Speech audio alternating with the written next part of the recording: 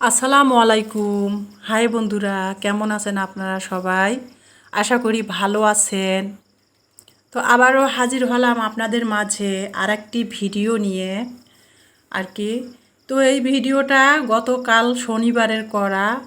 আমি বিশ্বাস করবেন না, আপনাদের দুঃখের কথা কি বলবো। আসলে সবাই স্বপ্ন দেখে কিছু না কিছু আর কি। তো আমিও সেরকম স্বপ্ন দেখেছি যে আমি ইউটিউব চ্যানেল খুলবো। আমি যেহেতু হাউস ওয়াইফ, ইউটিউব চ্যানেল খুলবো, ইউটিউব চ্যানেলে কিছু করে ভবিষ্যতে কিছু করব, কিছু না কিছু। তো সেটাই হলো আমার স্বপ্ন। আসলে স্বপ্ন দেখাটা মনে হয় কিছু কিছু মানুষের ক্ষেত্রে অন্যায়, সেটাই আমার ক্ষেত্রে হয়েছে। গতকাল এই শনিবারে ভিডিওটা করা, কালকে থেকে আমি কাল বিকাল 5টা থেকে ভিডিওটা দেওয়ার জন্য এত চেষ্টা করতেছি। আজকে সারা দিনে আমি কাজের ফাঁকে ফাঁকে ভিডিওটা দেওয়ার চেষ্টা করেছি, কিন্তু দুঃখের বিষয় ওই যে বললাম, স্বপ্ন সবাই দেখে, সবার ক্ষেত্রে বাস্তবায়ন মনে হয় না।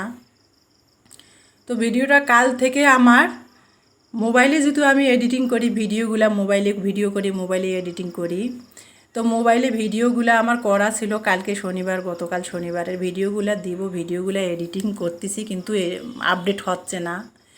সবচেয়ে আমার দুঃখ এতটাই লাগলো। আর মোবাইলটা আমার আর কি, এই মোবাইলটা আমার 18 সালের কেনা, অনেক পুরানা সেট। ইলমার বাবা 5 বছর ব্যবহার করছে, করার পর আমাকে মোবাইলটা দিয়েছে। পুরান হয়েছে যখন, তখন আমাকে মোবাইলটা দিয়েছে। ও একটা নিউ সেট কিনেছে মোবাইল, ওটাও অপো সেট, কিন্তু ওটা নিউ। আর আমার এই মোবাইলটা 18 সালের কেনা, অনেক পুরানা সেট। ইলমার বাবা অনেক ব্যবহার করার পর আমাকে দিয়েছে। আমি যেহেতু হাউস ওয়াইফ, আমার তো আর মোবাইল লাগে না, কিন্তু আমি ওই যে বললাম স্বপ্ন দেখি, সবার স্বপ্ন বাস্তবায়ন হয় না আর কি। তো যাই হোক, অনেক কথা বলে ফেললাম। তো কালকে থেকে মোবাইলটায় ভিডিও দিতে চাচ্ছি, ভিডিও দেওয়াই হচ্ছে না। মোবাইলটা এত পরিমাণ হ্যাং, আর এই মোবাইলটা আমার 2 GB র্যাম। মোবাইলটা এত পরিমাণ হ্যাং, আর আমি এই 2 GB মোবাইল থেকে, মোবাইল দিয়ে সবসময় ভিডিওগুলো করে আপনাদের সাথে শেয়ার করি। আমি বাসায় কি করি না করি সেটাই আপনাদের সাথে একটু শেয়ার করার চেষ্টা করি। এই জন্য আমার শখ ছিল যে একটা ইউটিউব চ্যানেল খুলে আপনাদের আর কি সাথে সুখ দুঃখের সব কিছু শেয়ার করব। এটাই মনে হয় আমার ভুল হয়েছে। সবার ক্ষেত্রে স্বপ্ন দেখলেও স্বপ্নটা সবার ক্ষেত্রে বাস্তবায়ন হয় না। আমার ক্ষেত্রেও ঠিক একই কাহিনী। কালকে থেকেই বিশ্বাস করবেন না, আমার মনটা এত পরিমাণ খারাপ। আমি ছোটো বাচ্চাদের মতো আমি 2বার কেঁদেও ফেলেছি। এত কষ্ট করে ভিডিওগুলো করি, একা একা রান্না করি প্লাস ভিডিও করি, তারপরে ভিডিওগুলো যখন এডিটিং করে দিতে পারি না, তখন খুব কষ্ট লাগে। আর একটা নিউ সেট কিনে চাচ্ছি, ইলমার বাবা আমাকে দিবে না কিনে, বলছে মোবাইল দিয়ে কি করবে, এত মোবাইল লাগবে না, কিনে দিবে না। তো আমার কাছে, আমি যেহেতু হাউস ওয়াইফ, আমার কাছেও টাকা ওই রকম নাই যে আমি মোবাইল কিনবো, বা কারো কাছে হেল্প নিয়ে একটা ভালো 40-50 হাজার টাকা দামের একটা ভালো সেট কিনে কন্টিনিউ আমার যে স্বপ্নের ইউটিউব চ্যানেলটা খুলেছি সেটাতে ভিডিওগুলো দিব। কিন্তু ওই যে কইলাম, সবার স্বপ্ন আল্লাহ তাআলা পূরণ মনে হয় করে না। আমার ক্ষেত্রেও কিছুটা তাই। আমার ভিডিওগুলো দেখতেছেন, আসলে আমি কথা বলতে পারতেছি না। সিজন পরিবর্তন, গরম এত পরিমাণ, আশ্বিন মাসের 4-5 দিন যাচ্ছে, এত পরিমাণ গরম। সব সময় ঘামি, রান্নাঘরে কাজ করি, তো আমি যেহেতু হাউস ওয়াইফ সব সময় ঘামি, ঘামটা বসে আমার গলা ব্যথা হয়ে গেছে, আমি কথা বলতে পারতেছি না, প্লাস ঢিক গিলতেও পারতেছি না। তো যাই হোক, সবাই সব কিছু চাইলে পায় না, সবাই ওইরকম কপাল নিয়ে স্বামীর ঘরেও আসে না। আমার যে ভিডিওগুলো আপনারা দেখেন, এই ভিডিওর আড়ালে প্রতিটা মানুষের সুখ দুঃখ মিলেই জীবন। এই ভিডিওর আড়ালে কিন্তু মানুষের একটা জীবন আছে। হাসি যারা হাসে, হাসির পিছনে কিন্তু মানুষের দুঃখ আছে, কান্না লুকিয়ে থাকে। সেটা কেউ প্রকাশ করে, কেউ আবেগে প্রকাশ করে, কেউ করে না। তো যাই হোক, আজকে ইলমার বাবা এই ইলিশ মাছটা এনেছে। ইলিশ মাছটা গত সপ্তাহে ইলিশ মাছ, এটা 400 গ্রাম করে এক একটা ইলিশ মাছ। গত সপ্তাহে ইলিশ মাছ, এই 400 গ্রাম ইলিশ মাছ আমি বাজারে গেছিলাম আর কি, 1200 টাকা কেজি চাইছিল। এই 400 গ্রাম ইলিশ মাছের সাইজটা 1200 টাকা কেজি চাইছিল। তো আজকে ইলমার বাবা বাজারে গেল, 1 সপ্তাহ পর আসছে বাসায়, বাজারে গেল। আজকে এই 400 গ্রাম সাইজের ইলিশ মাছটা 600 টাকা কেজি নিয়েছে। এই ছোটো ইলিশ মাছটার দাম আজকে কম বাজারে, কিন্তু গত সপ্তাহে যে 1 কেজি সাইজের যে ইলিশ মাছটা ছিল বাজারে দেখে আসছি, ওটার দাম চেয়েছিল 1850 টাকা। আজকে ইলমার বাবার দাম করলো, সেটার দাম আজকে 2000 1900 2000 এরকম দাম 1 কেজি সাইজেরটা। তো কী আর করার, ইলিশ মাছ খেতে চাচ্ছে, আর ইলিশ মাছ হলো আমাদের জাতীয় মাছ। দাম হলে কি তাই ইলিশ মাছ খাবো না? স্বাদ থাকলেও সাধ্য নাই, তাই বলে কি ইলিশ মাছ খাবো না? জাতীয় মাছের স্বাদ সংগ্রহ করব না? জাতীয় মাছের স্বাদ পাবো না? তাই কি হয়? আমার যেমন সমর্থন আমি তেমনই ইলিশ মাছ কিনে নিয়ে আসছি, মেয়েদেরকেও খাওয়াবো, নিজেও খাবো। তো যাই হোক, ইলমার বাবা এখানে 600 টাকা কেজি 1.5 কেজি ইলিশ মাছ নিয়ে আসছে, 400 গ্রাম সাইজের মাছগুলা আমি গুছিয়ে ফ্রিজে রাখলাম। আর ইলমার বাবা আজকে ইলিশ মাছ খাবে না, বলছে ফ্রিজে রেখে দাও, মেয়েরা যখন খেতে যাবে তখন রান্না করে দিও। আজকে ওই যে নদীর মাছ আনছে, দেখালাম আপনাদের ভিডিওতে, নদীর মাছটা আজকে ইলমার বাবা খাবে। তা নদীর মাছটা আনছে 3 কেজি। গত সপ্তাহে নদীর মাছ আইন মাছটা নদীর গত সপ্তাহে 800 টাকা কেজি চেয়েছিল, কিন্তু তার পরিমাণে এই মাছটা চেয়ে অনেক ছোট ছিল। আজকে আবার মাছটা সাইজে বড়, কিন্তু সস্তা পেয়েছি। ইলমার বাবা পরিচিতদের কাছ থেকে আইড় মাছটা কিনেছে। আজকে আইড় মাছটা 550 টাকা করে কেজি নিছে, আর আজকে আবার সাইজটাও বড়। এক এক দিন এক এক রকম বাজার যায় আর কি। তো যাই হোক, মাছটা আমি কাটতে পারতেছি না, 3 কেজি মাছ আনছে। অন্যান্য মাছগুলোও, মাছের বাজারগুলো গুছিয়ে নিলাম, রান্না করব। ইলমার বাবা রিপোর্টিং শেষ করে ডক্টরদের সাথে ভিজিট করে 12:30টার দিকে বাজার নিয়ে আসছে, মাছের বাজার। তো মাছের বাজারগুলো আমি একা একা গুছাবো, আবার দুপুরে রান্নাও আছে। তো আমি ইলমাকে বললাম, খালা বাড়িওয়ালা ভাইদের কাজের খালাকে জিজ্ঞেস করতে, খালা আমার মাছগুলো কেটে দিবে কিনা, খালার রান্না শেষ হয়েছে কিনা। তো খালার রান্না শেষ, বাড়িওয়ালা ভাইদের 11টা 11:30টার দিকে রান্না শেষ হয়ে যায়। খালা বললো এখন আমি গোসল করব, তা তোমার আম্মুকে বলো মাছগুলো দিয়ে যাক, কেটে দিয়ে। তো খালা করলাম, খালা মাছগুলো একটু কষ্ট করে কেটে দেন, চুলার ছাই আছে ছাদে বসে কেটে দেন, আর আমি আপনাকে 30টা টাকা দেবনি পান খাওয়ার জন্য, যেহেতু আমার আজ সময় নেই, আমিই তো মাছ কেটে, আজ আমার সময় নাই। তো ওই যে ছাদের মধ্যে খালা ছাই দিয়ে মাছগুলো কেটে দিয়েছে, সেটা তো আপনাদের ভিডিওতে দেখালাম। ছাদে বসে বসে খালা মাছগুলো কেটে দিয়েছে। আর ছাদের মধ্যে বাড়িওয়ালা ভাইরা যে একটা সিমেন্ট দিয়ে একটা মাছ ধোয়ার শান বানিয়ে দিয়েছে, সেটাতে খালা মাছগুলা দ্রুত বেছে পরিষ্কার করে দিয়েছে। আমি হলে অত দ্রুত মাছ কাটতেই পারতাম না। আসলে আমি কাজ গুছিয়ে করতে ভালোবাসি, আমার কাজও অনেক পরিষ্কার, আমি সবার কাজ করা পছন্দ, সবার কাজ আমি নেইও না, কিন্তু আমার হাত ভারী, কাজ আমি দ্রুত করতে পারি না, এটাই আমার দুর্বলতা। কিন্তু আমি প্রতিটা কাজ করি পরিষ্কার গুছিয়ে গুছিয়ে, সবাই আমার কাজের প্রশংসা করে। কিন্তু আমি আমার দুর্বলতাটা বুঝে আমি দ্রুত কোনো কাজ করতে পারি না।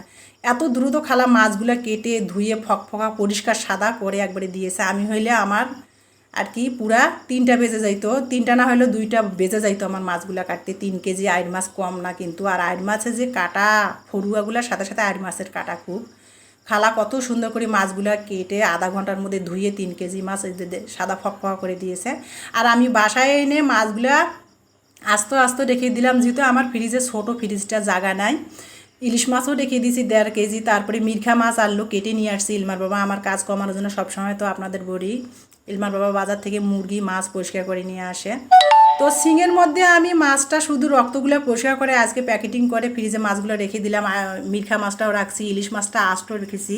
আর ইলিশ মাছ আমি বড়ই হোক আর ছোটোই হোক কখনো কাটি না, ফ্রিজে আস্ত রেখে দেই, রান্না করার সময় কেটে পরিষ্কার করে নেই। ইলিশ মাছ কেটে ফ্রিজে রাখলে ইলিশ মাছের টেস্টটা নষ্ট হয়ে যায়, ইলিশ মাছের ক্ষেত্রে আমি কাটি না। আর আজকে আইড় মাছও সেই একই করেছি, ফ্রিজে যেহেতু জায়গা নেই এই জন্য আইড় মাছগুলো আমি আস্তে আস্তে রেখে দিলাম, লম্বা লম্বা করে আর কি গুছিয়ে গুছিয়ে রাখছি, অল্প জায়গাতে হয়ে গেছে। আর কেটে রাখলে জায়গা অনেক লাগতো, ফ্রিজটা যেহেতু আমার ছোটো, সেই জন্য মাছের বাজারগুলো সুন্দর করে গুছিয়ে। এখন ইলমার বাবা বলছে মিরখা মাছও খাবে না, ইলিশ মাছও খাবে না, ও নদীর যে টাটকা আইড় মাছটা নিয়ে এসেছে আর কি, ওই আইড় মাছটার পাতলা ঝোল করতে বলছে। আর মূলার শাক, কচি মূলার শাক নিয়ে আসছে, সেটা ভাজি করব। তো তাড়াহুড়া করতেছিলাম, ডাইনিং রুমে ভাত বসিয়ে দিয়েছি ম্যাজিক চুলায়, এদিকে মাছটা কষিয়ে নিচ্ছি। মাছটা রান্নার জন্য আমি এখানে পেঁয়াজটা লাল করে ভেজে নিয়ে স্বাদ মতো লবণ দিয়েছি, হলুদ দিয়েছি, জিরা ধনিয়ার গুঁড়া দিয়েছি, রসুন বাটা দিয়েছি। আর সবসময় তো আপনারা আমার ভিডিওতে দেখেন আমি প্রতিটা তরকারিতে কাঁচা মরিচটা খাই আর কি, সংরক্ষণ করে ফ্রিজে রেখে দিয়েছি। প্রতিটা তরকারিতে আমি কাঁচা মরিচ খাই, শুধু মাংসের ক্ষেত্রে আমি শুকনো মরিচের গুঁড়া খাই। তো আপনারা তো আমার ভিডিওতে দেখেন প্রতিটা ভিডিওতে। তো সব মশলা দিয়ে আমি কষিয়ে নিয়েছি, কষিয়ে নিয়ে মশলাটা কষিয়ে নিয়ে তারপরে মাছটা লবণ দিয়ে মেখে রেখে দিয়েছিলাম 3-4 মিনিট। তো এখন লবণ দিয়ে মেখে রাখা মাছটা আমি মশলা কষিয়ে তারপরে আমি আইড় মাছটা দিয়ে দিয়েছি, দিয়ে আইড় মাছটার এপিট উপিট ভালো করে 6 মিনিট এপিট উপিট করে ভালো করে আমি 3 মিনিট করে 6 মিনিট কষিয়ে নিলাম আইড় মাছটা। দেখতে পাচ্ছেন আইড় মাছটার ভিতরে কত সুন্দর মশলা নুন মশলাগুলা নুন ঝালগুলা ঢুকে গেছে আর কড়াইটাও লেগে লেগে আসছে। আর বেশিক্ষণ যদি কষাতে যাই কড়াইটাতে মাছগুলো আটকে যাবে পুড়ে যাবে। আর ইলমার বাবা তো বলছে যে মাছের পাতলা ঝোল খাবে।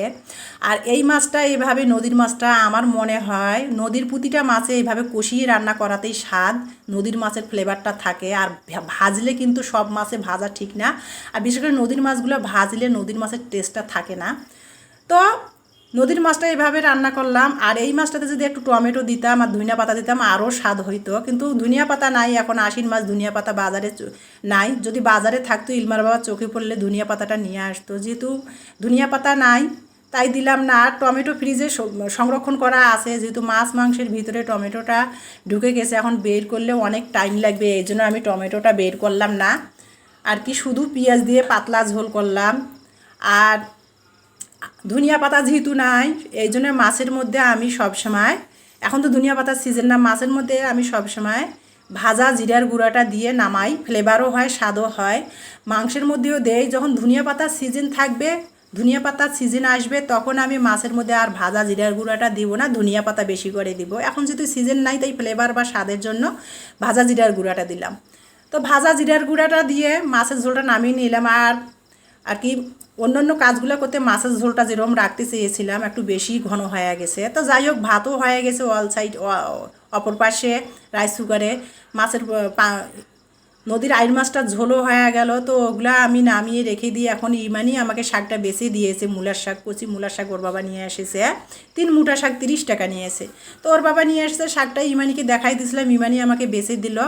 আর কি ও ফেলাই ছাড়াই নিয়েছে। যাই হোক কাজের সময় তাড়াহুড়া যতখানি হেল্প করছে এটাই যথেষ্ট। তো ইমানি আমাকে এখন 1:30 বাজে, মাছের ঝোল হয়ে গেছে, মাছের বাজার গুছিয়ে নিয়েছি, ভাত হয়ে গেছে, এখন শাকটা ইমানি কেটে দিয়ে গোসলে গেল। আর আমি এখন ঝিঙের মধ্যে পানিটা আটকে নিয়ে শাকটা ধুয়ে নিচ্ছি, দেখতেই পাচ্ছেন আপনারা। শাকটা এত কচি, শাকটাতে কেবল 2 পাতা 3 পাতা হতে না হতেই যারা শাক চাষি কৃষকরা বিক্রি করছে টাকার জন্য আর কি, এত কচি শাকটা। তো শাকটা আমি 2টা ধোয়া দিয়ে নিব, ঝিঙের মধ্যে পানি আটকায়, দেখতে পাচ্ছেন আপনারা। তো যেটা বলতে চাচ্ছিলাম আপনাদের যে স্বাদ থাকলেও হবে না, স্বাদের মধ্যেও থাকতে হবে, সাধ্যও থাকতে হবে।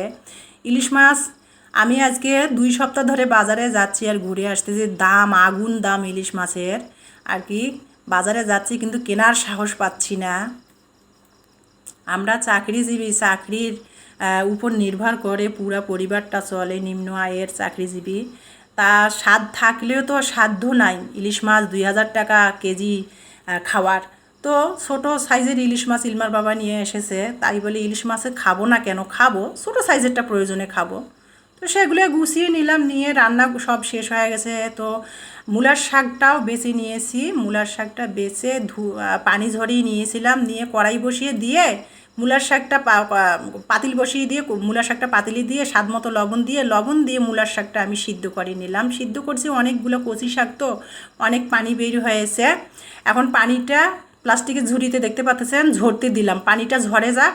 অপর সাইডে আমি কাঁচামরিচ 5-6টা রসুন, 3-4টা রসুনের কোয়া আর একটা বড় দেশি পেঁয়াজ কুচি করে দিলাম। শাকটা ভাজি করব, শাকটা পানি ঝরতে দিয়েছি, লবণের যে সিদ্ধর পানিটা বেরিয়ে হয়েছে পানি ঝরতে দিয়েছি। এখন আমি রসুন কাঁচামরিচ আর পেঁয়াজটা ভেজে নিচ্ছি লাল করে, শাকটা ভাজি করব, দেখতেই পাচ্ছেন আর কি। আসলে প্রতিটা মানুষের জীবনে কষ্ট আছে, দুঃখ, সুখ আছে, দুঃখ আছে প্রতিটা মানুষের জীবনে, কারো দুঃখের ধারাটা বেশি কারো কম আর কি। তো আমার এক একজনের দুঃখের ধারা এক এক রকম হয়, যেটা বলছে আপনারা যদি আমার ভিডিওগুলো দেখেন, আমার পরিবারের সাথে থাকেন কন্টিনিউ, তাহলে কোনো না কোনো একদিন আপনাদের সাথে আমি ভিডিওগুলা আমার কী জন্য ইউটিউবে আসলাম, কী জন্য ইউটিউব চ্যানেল খুলেছি সব শেয়ার করব আর কি। আপনারা আমার পরিবারের সাথে থাকেন, আমার সাথে থাকেন, আমার ভিডিওগুলো কন্টিনিউ দেখেন, কোনো না কোনো একদিন ভিডিওতে আমার দুঃখের কাহিনী আমি আপনাদের সাথে শেয়ার করব। কেন আপনাদের সাথে শেয়ার করব না? আপনারা আমার দর্শক, আমার এই কন্টিনিউ ভিডিও দেখেন, তো আপনারা আমার পরিবারের একজন, আপনাদের সাথে কেন আমার সুখ দুঃখের কথা শেয়ার করব না? অবশ্যই শেয়ার করব। তো এখন রান্না শেষ, আজকে মূলার শাক ভাজি আর পাবদা আইড় মাছের ঝোল তো হয়ে গেল। ইলমার বাবার প্লেটে ভাত দিয়ে ইলমার বাবাকে ডাক